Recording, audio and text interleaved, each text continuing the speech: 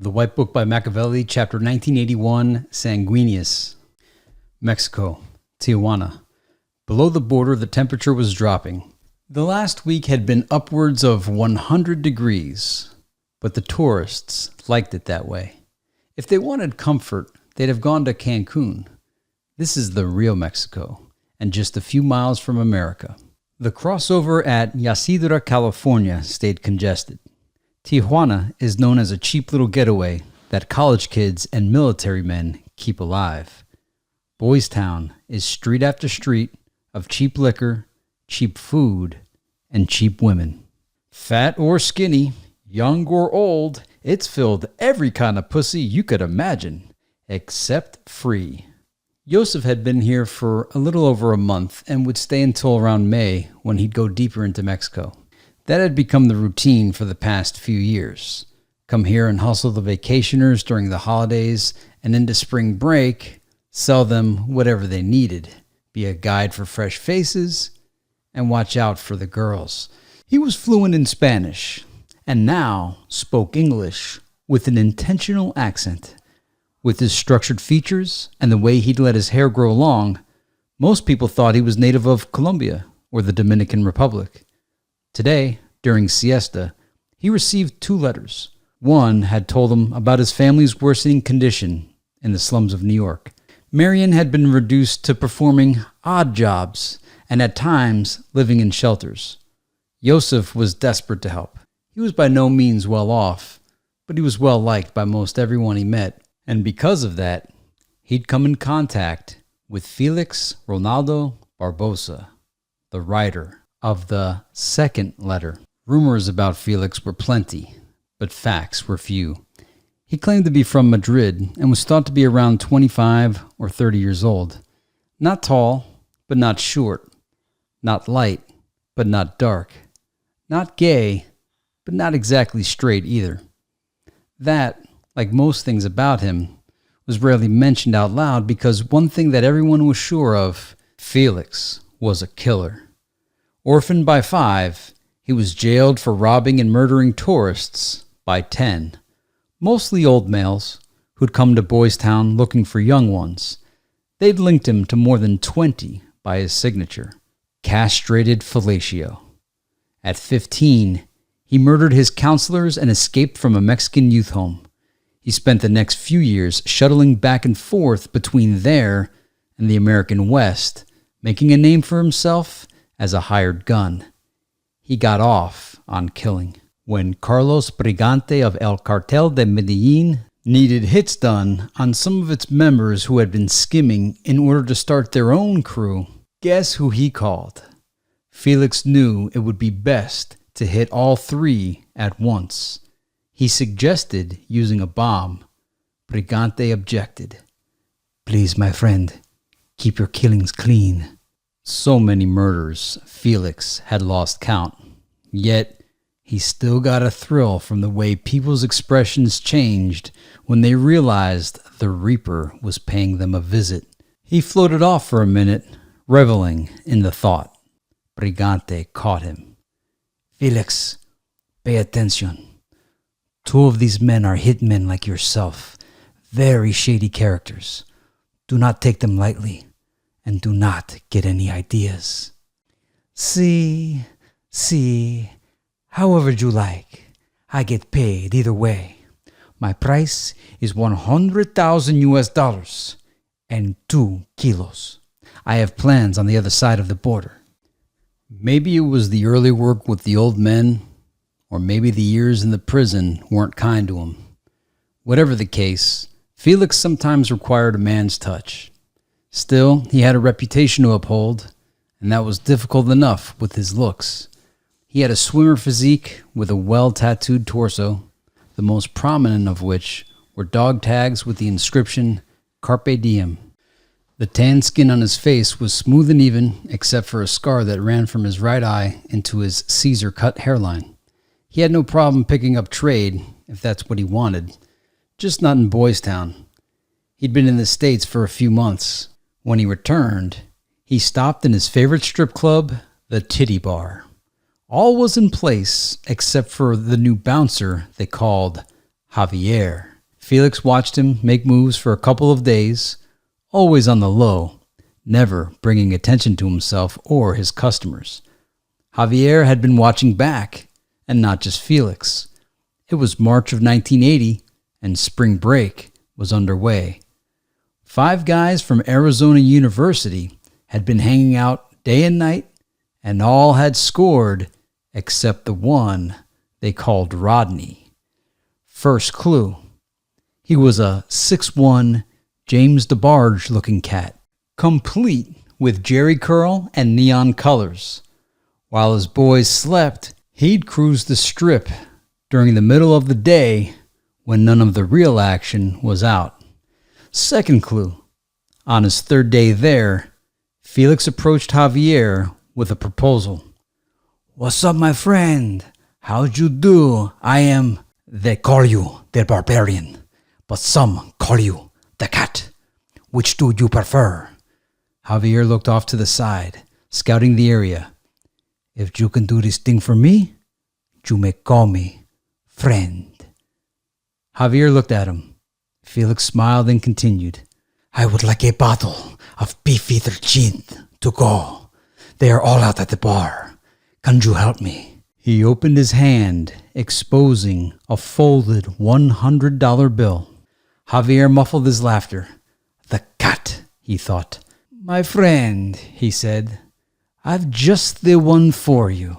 2 days later, Felix and Rodney emerged. Felix looked satisfied, and Rodney looked beat. He modeled the new outfit and a brand new diamond ring that he admired every time his friends asked him where he'd been.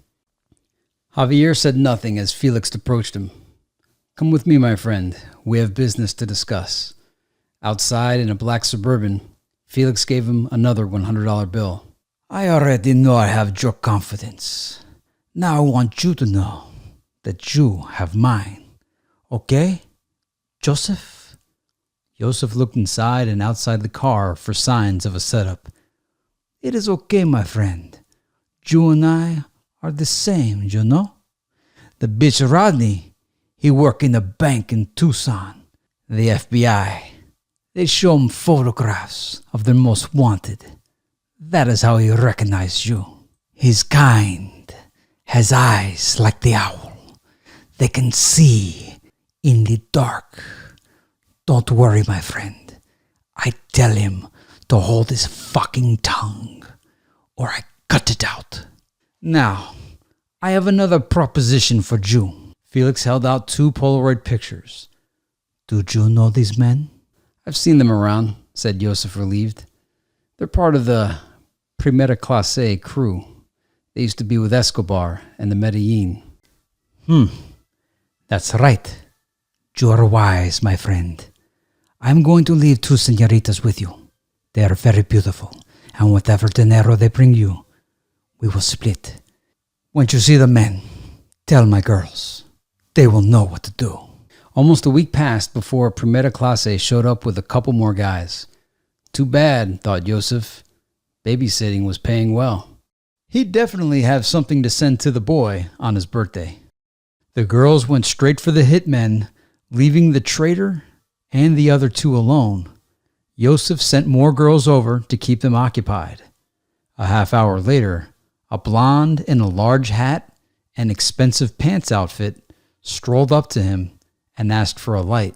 When she raised her head, Joseph realized it was Felix. He walked to the bar and ordered a drink, then scanned the crowd for his girls. He signaled them, and when they waved back, he walked towards the señorita's room.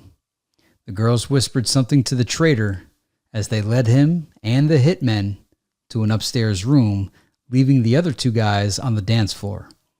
Felix came out of the bathroom and put a few drops from a vial into their Mezcal de Oaxaca before heading to Joseph. "Room 112, whispered Joseph. He handed Felix a key. Little more than 10 minutes later, Felix, the masculine version, and his chicas exited the room. They pat him on his ass and giggled. "Adios, Javier." One went out and brought the Suburban around, while the one with the pistols followed Felix to a table where he spoke with the two workers who could barely keep their eyes open. "Do you know who I am?" he asked. Both were nearly too scared to answer. "Sí, señor." "El cartel primera clase es finito," Felix said. "Your boss is muerto." He sat a bag on the floor and opened it. Inside were 3 bloody rings with the fingers still in them. "You can follow them to hell, or you can work for me and follow us to the States. I need your answers now." They chose the States. "Clean yourselves." They put their guns in the bag. "Let's go." Felix kept his word and handed Joseph 10 Benjamins as he walked out the door. "Until we meet again, my friend." Joseph opened the second letter and read it. Felix would be in Boys Town in a week to discuss something important. He asked that Joseph wait for him. It was luck that he'd caught him. Soon, he'd be heading further south to a place where the water was warm, the drinks were cold, and he didn't know the names of the players. He took a room off the strip, bought some magazines and newspapers, and chilled for the next week, catching up on current events. The headlines of the Controversy Daily read, "President signs Gun Control Act." But it was too little, too late. That year, the effects of gunshots would be felt around the globe. People all over were still mourning the loss of another musician by whose iconoclastic lyrics the government felt threatened, Beatle John Lennon. He'd been murdered in December of 1980 by a figure that had become a trend, the lone gunman. This one, Mark David Chapman, insisted, like most of the others, that his thoughts were not his own and that he'd been following the instructions of voices that controlled and instructed him. Interesting questions have arisen to whether some of those voices were associated with World Visions, a Protestant religious group that, on its board of directors, sat the father of another lone gunman, John Hinckley Jr. John Hinckley Sr., the CEO of the oil exploration company Vanderbilt Energy Corp., shared a long-time close business and personal relationship with another oilman, George H.W. Bush. On March 31st, 1981, just days after being sworn into office, Ronald Reagan became the first president to be shot since John F. Kennedy was assassinated in 1963. In the 40 years since, most critics dismiss Lee Harvey Oswald and the magic bullet theory and point their fingers at a Mafia-CIA connection. Even more interesting were the alleged reasons behind it. It seems that Kennedy was opposed to the actions of the Federal Reserve Bank, and that led to opposition with its insiders in the CFR and its backers in the CIA. By 1963, Kennedy had signed a bill that would issue more than $4 billion in United States notes through the U.S. Treasury and not the Federal Reserve. By doing that, he could effectively reduce the United States national debt by avoiding paying interest on borrowed money from their bank. That, in addition to his role in the 1961 Bay of Pigs fiasco, seems to have been more than enough reason to eliminate the Kennedy threat and produce a family curse that stands to this day. Incidentally, in '61, the Bay of Pigs invasion was actually known as Operation Zapata, named that because it was launched from an island owned by a newly formed company, Zapata Oil, owned by, once again, none other than George H.W. Bush. The names of the two vessels used in the operation? The Barbara and Houston. Coincidentally, these were also the names of Mr. Bush's new wife and home base. Though only speculation, it would be fair to say that this was the second time George Bush had been within 6 degrees of a presidential assassination. Then on May 31st, while waving and addressing a welcoming crowd, the pontiff of the Roman Catholic Church and, in their eyes, the embodiment of the Holy Spirit, Pope John Paul II was shot by another lone gunman, Mehmet Ali Agca. Speculations abound. In certain circles, it is believed that the assassination attempt was orchestrated by members of the Russian secret police. It seems that the KGB had gained intelligence confirming that the Vatican, the CIA, La Cosa Nostra, and members of Italy's P2 Masonic Lodge were in talks to form a holy alliance in order to bring about the fall of communism. To quote the Pope, "In the designs of Providence, there are no mere coincidences." Everywhere Yosef turned, there was bad news. He hoped whatever Felix had to discuss was better than what he'd been reading. On June 2nd, he left the hotel early and decided to get some air. He and some locals spent the day drinking Bohemia and listening to a bad mariachi band. That evening, when he returned to the hotel, he noticed 2 foreign vehicles parked across the street. That sobered him up in a hurry. He put one in the chamber of his gun and got information from the clerk inside. "Gloria, the car's outside. What's shaking?" "You mean that Jeep and the Range Rover?" she answered. "They've been parked outside all day." "How many are there?" "Tres. Muy vistoso," she whispered. "They're across the street in the cantina." Yosef slipped her a few bills. She rolled her eyes and put them in her pocket. "Gracias, Javier." He held up a few more. He knew Gloria from around. She was a nightmare to deal with. She reached for the money, and he grabbed her hand. "That was for the information. What's this for?" She took her hand away, slowly putting the money in her pocket as she frowned. "Damn, Javier. I ain't saying nada." The look on his face told her she'd better not. Yosef had learned long ago not to mix bitches and business on any level. Women were tricky too, and it could be a long process finding out which was which. Experience had taught him that it was simpler just to keep the two separate. Outside, he heard familiar sounds coming from one of the 2 vehicles. He stopped for a moment, letting the drums and that timeless voice take him on a voyage back to New York and to his heart. Inside, a high, blurry-eyed Felix was murdering the Isley brothers in Spanglish. Inside, a high, blurry-eyed Felix was murdering the Isley brothers in Spanglish. She's my lady now and ever. Whoa, where would I go? I'll go always come back to me. I'll always to you. Yosef waved at the 2 in the Jeep as he approached the Rover. "Voyage to Atlantis, Felix?" "Hey, Javier. Get in, man. It's good to see you, mi amigo." Felix was wasted. He had a joint in his hand, but he was high off more than weed. They shook hands and slapped each other's back. Yosef introduced himself to the girls in the truck, and they smiled graciously. "Man, do you know this song?"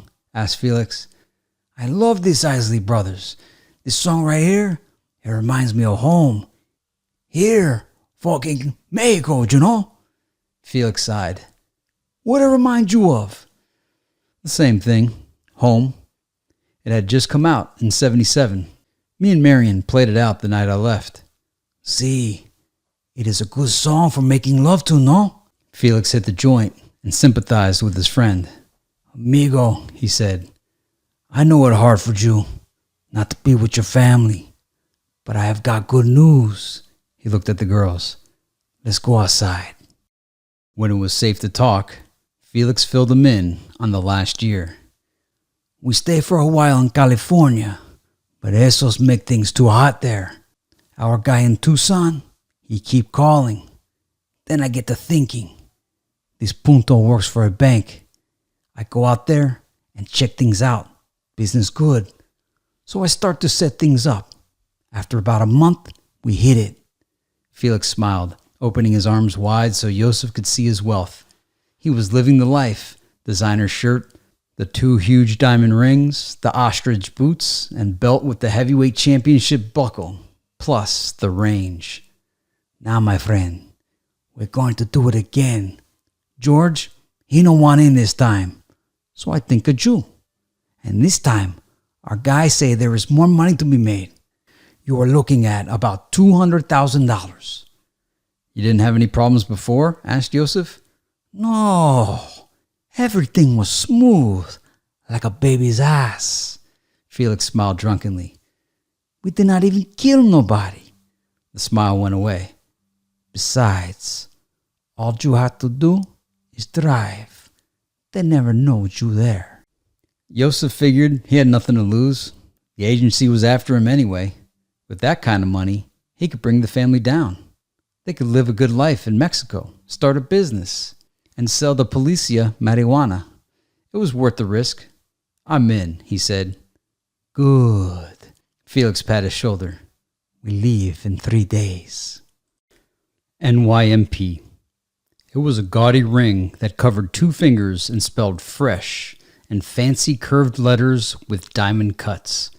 It cost $35 and was made from 10K gold and whatever else they used to make legends. AD had hustled hard to get it. He couldn't let this night go by without being fly. Summertime was upon them, and Marcy was throwing a party to celebrate. Everyone would be there, including Mallory's friend from school. Regine was a pretty girl who'd just turned 17. AD loved the challenge. Whenever she'd come to visit, he would put on too much polo cologne, change into Everett's best clothes, none of his gear ever matched, then find a reason to hang around.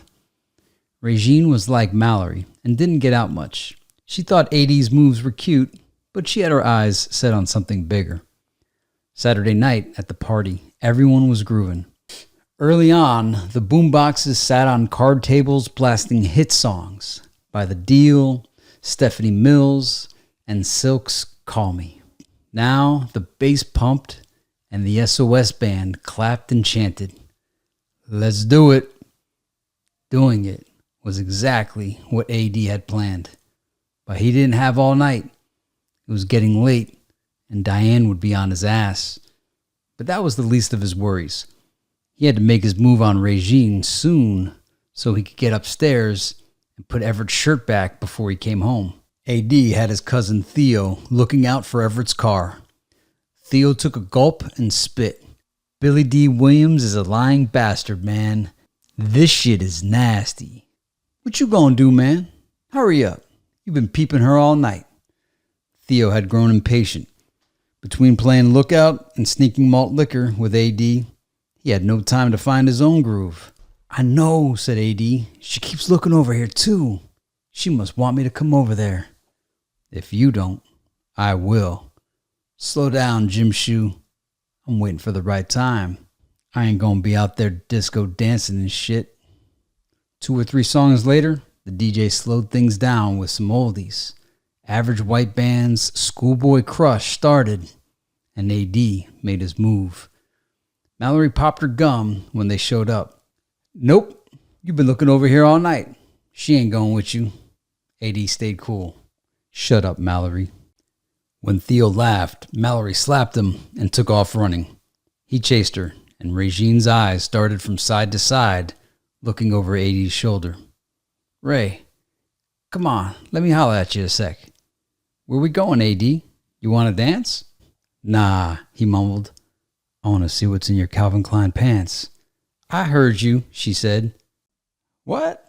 No, all I said was, yeah, I want to dance." "Come on." On the asphalt, she couldn't move an inch without his eyes following her. He moved in closer, and she backed away, mouthing the words to the song, "Look, boy, but don't you touch." She was teasing him, and he liked it. He had her attention now, and the DJ helped him out when he went deep with the next song. "One Way's If You Play Your Cards Right."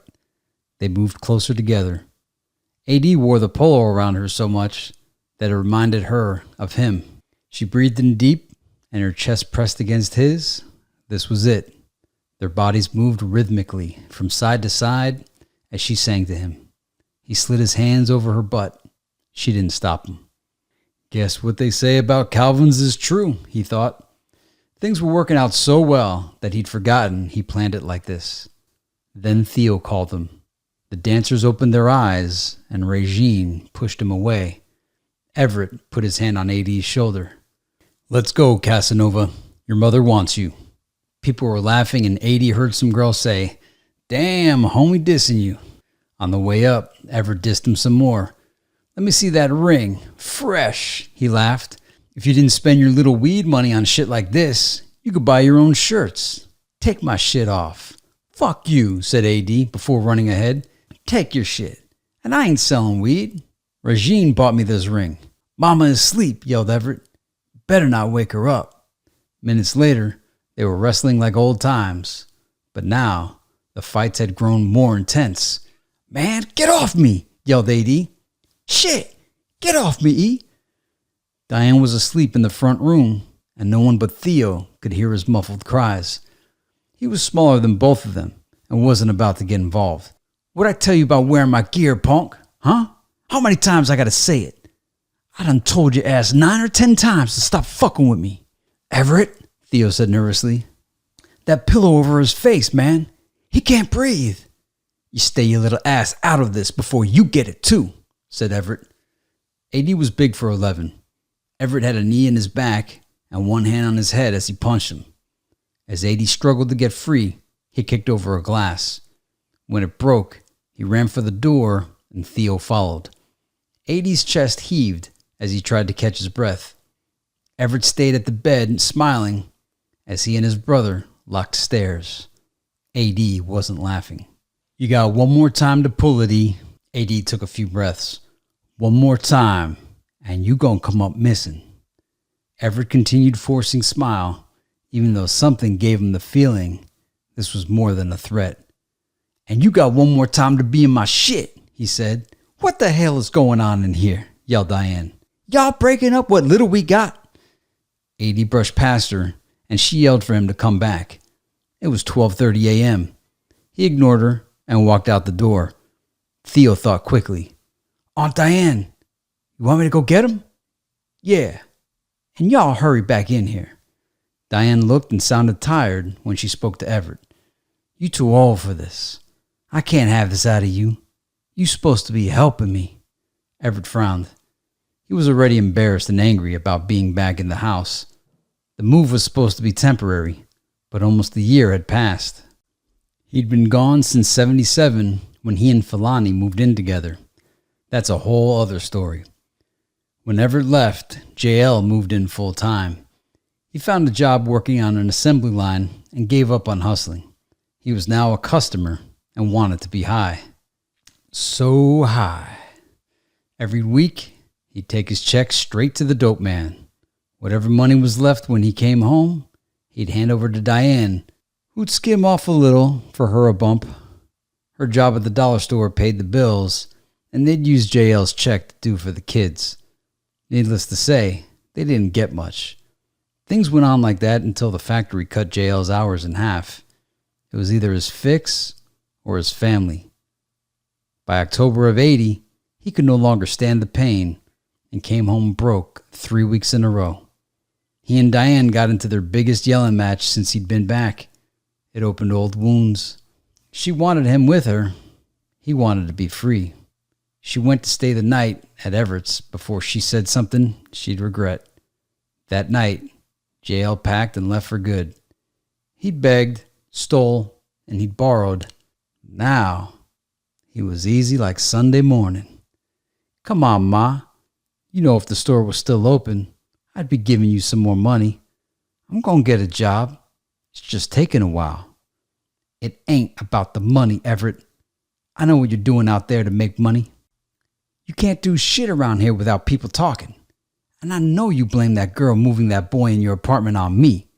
I'm sorry about that too, but I kept telling you she wasn't no good. I know you're having a hard time, but so was Seth. He ain't been the same since his father left. He's acting up in school, fighting and staying in the streets until all times of the night. He's got demons in him, Everett. That's what I need your help with. You ain't never gonna get through to him beating up on him. That just brings them out. See, Ma, that's the problem. All these women around here, y'all baby him. I'm trying to make him tougher. Don't be surprised if he's tougher than you think. That's another thing, said Everett. Y'all always taking up for him. He ain't no angel. He's forever wearing my clothes. I caught him stealing change from your purse. And if people are talking about me, then I know somebody done told you about him out there trying to sell drugs. I know all that, Everett. Better than you do. Why do you think you're here? A.D. and Theo came home late the next afternoon. They'd spent the night around the corner at Diane's girlfriend's house. Her youngest son was around Mallory's age. His name was Charles, but everyone called him Chaz. Where y'all been? Diane asked A.D. We spent the night at Chaz's. I told you I saw them going that way, said Shirley, shaking her head. A.D. looked back and made a face. He hadn't seen her in a couple of days. I would have called, but their phone... He stopped in mid-sentence when he saw Everett, Regine, and Mallory sitting on the bed together. He looked at Regine and she looked away. Where my ring? Asked A.D. Nobody spoke. He asked again. Where's my ring? I lost it in here last night when we was arguing. We ain't seen your ring, said Everett. Have we, Ray? Everett hugged her. She kept quiet, and the brothers locked stairs again. Step outside, E. Everett tried to wave him off, but A.D. didn't budge. Finally, he grinned and said, Fuck it, let's go. Mallory and Regine pleaded for them to stop as everyone but Diane raced down the stairs. Shirley promised her she'd break it up. A.D. didn't know if it was the blunt he'd puffed on at Chaz's house or if he was high off something else, but each brother had seen the same thing in the other's eyes a moment ago. A.D. hoped Everett would be the bigger man and refused to go. This was more than a threat, and he had to know. He lost his job. He lost his broad. Maybe this is what he wants, thought A.D. Theo's heart raced in his chest. He was with his cousin when he used the spare key to Diane's Regal and took out what was in the video box. A.D. stepped out first, followed by Theo, Everett, and the girls. As soon as they were out the door, Everett called A.D.'s bluff. All right, we out here. So now what's up? A.D. turned around emotionless. His eyes closed as he pulled the trigger on the .22. Mallory and Regine screamed. Shirley yelled. What the fuck is wrong with you, Seth? He opened his eyes in time to see Everett lying on the ground shaking badly and bleeding from his shoulder. Shirley helped him. Suddenly, A.D. felt naked and ugly. Emotions washed over him like waters from a mystic river. He tucked the gun as he ran around confused. It seared his waist, branding him with the mark of Cain. Theo grabbed his arm. Yo, come on, let's go. They ran around the corner to hide out at Chaz's house. Mexico, Tijuana. 3 days had turned into almost 2 weeks. When Felix called Rodney to make the last arrangements, he was told to wait a few days because a new guy was snooping around. The next time Felix called, Rodney was sure the guy wasn't undercover, but for some reason, the bank was getting an extra shipment of money, about $400,000. Yosef was having second thoughts, but Felix assured him things would go smooth. It's going to be a piece of cake. I got him trained to handle things. That little bitch will do things how I say do. Think about it, amigo. That is almost $150,000 more for you, just for driving. Yosef thought again about the possibilities. The drive through the Badlands was peaceful. Yosef had covered a lot of this country on his way out. This was the America that most Americans never saw. Tall mountains, wide valleys, and grand canyons made of orange and red rocks with cactus and tumbleweeds roaming the desert. It was beautiful enough to make a man want to steal it. He'd spent time in New Mexico and Arizona near an Apache reservation, learning and listening to the horror stories of murder, rape, and disease spread during their war with the English settlers. He'd heard canards before in school, but it was different hearing about Geronimo and the ghost dance from the mouth of an original storyteller. The old man who told him was said to have been from a long bloodline of shaman and seers. After sitting under the stars, drinking firewater and smoking peyote, Yosef knew why. He thought he'd seen a spirit horse galloping toward Mexico. When he left, the shaman told him not to say goodbye, because they'd meet again. Yosef didn't know about that. He was risking a lot by taking the scenic route, but he wanted to get a good look at America, just in case it was his last. Now, he was back on business. They parked the Range Rover at Rodney's house and took the Jeep. Pedro was driving a cheap used car that Felix had bought a few miles out of Tucson. Yosef dropped Felix off at the bank and parked about 5 blocks away in the Jeep. The bank used a windowless 2-door locking system, similar to a prison. The plan was for Rodney to buzz the outside door and let Felix in where he'd quietly relieve the guards of the cash. The armored truck making the pickup was already there. The drivers were coming out. Change of plans. Now they'd have to get it from the truck. Rodney stood at the door as one guard passed bags of money to another one who was standing in the back of the truck. The guard on the ground walked back in the bank. Rodney saw Felix walking up. He signaled to the guard in the truck and closed the door. Felix quickly attached a silencer to his Uzi and gave the guard in the truck double taps to the head. He got inside and took aim. The silencer burned his hand through the thin leather gloves. When the door opened, he gave another guard 2. The agent, who'd been sent to watch Rodney's every move, saw it. Felix whistled for Pedro, who was standing off to the side. He grabbed a couple of bags and headed for the car. Felix jumped out of the truck with his own bags and followed him. There's no reason for the door to be opening again, thought Felix. He spun around shooting. Rodney got hit first. The bullets went through his open mouth, tore through his tongue, and right into the elderly bank guard who was holding him. The agent fired with precision and hit Felix in his heel. Pedro threw his bags in the car and was on his way back to help Felix when he saw a car speeding up the street. He emptied an entire clip.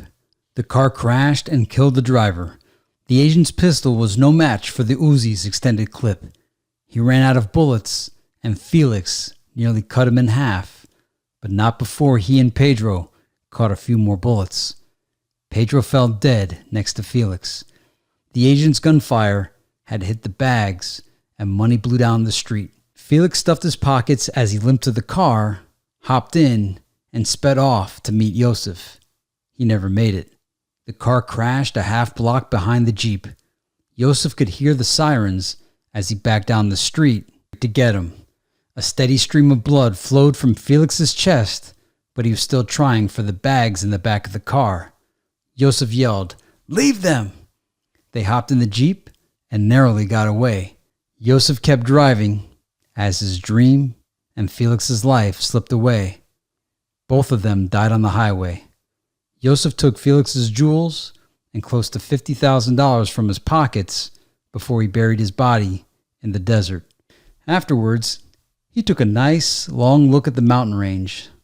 This time, he was sure he'd never be this way again. That concludes chapter 1981 of The White Book by Makavelli.